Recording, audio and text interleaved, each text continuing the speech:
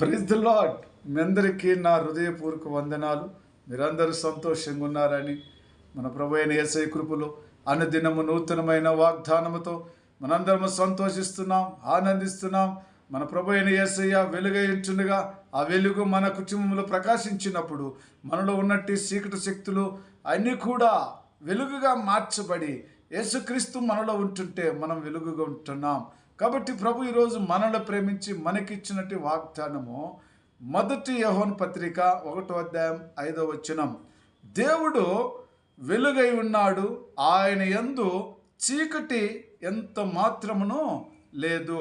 ఆయన యందు చీకటి ఎంత మాత్రము లేదు. కాబట్టి ఈరోజు మనము ఈ లోకములో చీకటిలో జీవించున్నట్టు మనం అందరము కూడా దేవుడిలో ఎంత మాత్రము చీకటి లేదంటున్నాడు. మన కుటుంబంలో చీకటి ఉంటున్నదా? అయితే మన తండ్రి మన కుటుంబంలో ఉంటే అది ఎంత మాత్రమైనా కూడా చీకటి ఉండటానికి వీలు లేదన్నట్టుగా వాక్యం సెలవిస్తుంది. ప్రియ సహోదరి సహోదరులారా, ఎవరైనా కూడా అలాంటి పరిస్థితుల్లో ఉంటే మన తండ్రిలో వెలుగుంటున్నది, పిల్లలలో కూడా ఆ వెలుగు ఉంటుంది. కుటుంబంలో తల్లిదండ్రుల్లో వెలుగు ఉంటే ఆ వెలుగు వారికి పుట్టిన బిడ్డలకు కూడా ఆ వెలుగు వారు కూడా అనుభవిస్తారు. వారికి కూడా సంతోషం, ఆనందం కలుగుతుంది. ఎలా వెలుగు వచ్చున్నది? ఆది యందు దేవుడు వాక్యమై ఉన్నట్టే ఆ వెలుగే ఈరోజు మన పిల్లలకు మనం నేర్పించినట్లయితే ఆ వెలుగు సంబంధమైన మరి ఆత్మ సంబంధమైన మాటలు వారు విన్నప్పుడు గమనించినప్పుడు వారిలో ఏముంటుందంటే వెలుగు ఉంటుంది. చీకటి శక్తులు అవన్నీ వెళ్ళిపోతాయి. కాబట్టి ప్రియ సహోదరి సహోదరులారా, ఈ విధంగా ప్రభు మనతో మాట్లాడుతున్నాడంటే మరి ఆయన యందు ఏ మాత్రము మరి చీకటి లేదు కదా. మరి అలాంటి దేవుడితో ఈరోజు నేను కూడా సంతోషంగా ఆనందంగా మరి సత్యవాక్యములను ధరించి ఆయన వాక్యములను మరి మనం బోధించుచున్నప్పుడు ఆ వాక్యములు విన్న ప్రతి బిడ్డ కూడా వారిలో ఉన్నట్టు అపవాది సైతాన్ని బయటికి వెళ్ళిపోతే వారిలో ఏమి మిగులుతుందండి? వెలుగే కదా. కాబట్టి ఆ వెలుగు మరి ఈరోజు మరి ఎంతమంది అనుభవించాలని, ఆయన సంతోషంలో ఉండాలని మరి అలాంటి ఆలోచన కలిగి ఉంటే కలువరి ప్రేమ కూడా ప్రతి దినము ప్రతి కుటుంబంలో వెలుగు ఉండాలి, ప్రతి గ్రామంలో ఉండాలి, ప్రతి సంఘాలలో ఉండాలి. ప్రతి ఒక్క సంఘములో దేవుని గురించి మనము బోధించుచుండగా బోధన విన్న ప్రతి బిడ్డలు కూడా వారిలో ఉన్నట్టు చీకటి శక్తులు, అంధకార శక్తులు యేసు నామములో లయమైపోవునుగా. కానీ మాట ఎందుకంటే ఆయనలో వెలుగున్నది. ఎవరి నామం లయమైతే అండి? యేసునామములో కదా. యేసునామములో ఎందుకంటున్నారు ఆ మాట అంటే ఆయనలో వెలుగున్నది, ఆయనలో చీకటి ఎంత మాత్రం కూడా లేదనే వాక్యం సెలవిచ్చినది కదా. దేవునికి స్తోత్రం. ప్రియ సహోదరి సహోదరులారా, అయితే మనుషులు పై రూపమును లక్ష్య పెట్టుదురు, కానీ మన తండ్రి అయిన దేవుడు యెహోవా హృదయమును లక్షించను. కాబట్టి ఈరోజు మన దేవుడు హృదయమును చూచేవాడు. కాబట్టి నీలో చీకటి ఉన్నదా, వెలుగు ఉన్నదా? మరి తండ్రి మనలను హృదయమును పరీక్షించే దేవుడుగా మన మధ్యకు వచ్చినాడు కదా. మనల్ని ప్రతిదినం పరిశోధించున్నాడు.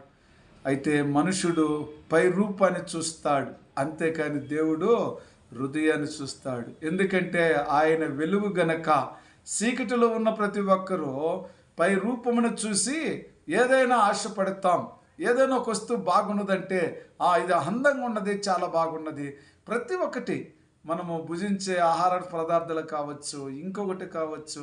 మరి అంటికంటే దాని రూపము మరి గోల్డ్ తీసుకున్నప్పుడు మరి అంటికంటే 10 వస్తువులు పెట్టి ఒక వస్తువు గోల్డ్ ఉంటే అక్కడ 11వది మరి అన్ని వదిలేసి గోల్డ్ తీసుకుని, ఎందుకు రూపము చూసేవారం కదా.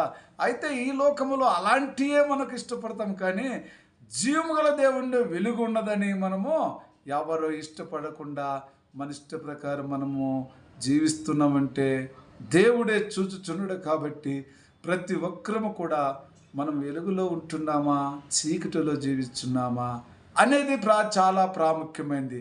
మనము రూపము చూచి వారికి ఉండకూడదు. దేవుడు హృదయంలో చూచేవాడు. ఈరోజు ఒక దైవ సేవకుడు ప్రతి ఒక్క హృదయమును చూడటానికి ఇష్టపడుతున్నాడు.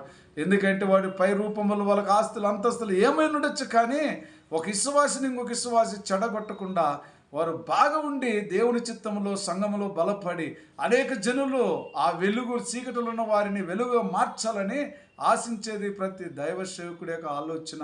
ఎందుకంటే ప్రభు అయిన యేసయ్య త్వరగా రాబోచున్నాడు. కాబట్టి ప్రియ సహోదరి సహోదరులారా, ఆయన అంచినాడు మరి ఒక మాట, ఆయనలో జీవముండును, ఆ జీవము మనుషులకు వెలుగై ఉండెను, ఆయనలో జీవం ఉండెను, ఆ జీవము మనుషులకు ఏమైనదండి, వెలుగై ఉన్నది.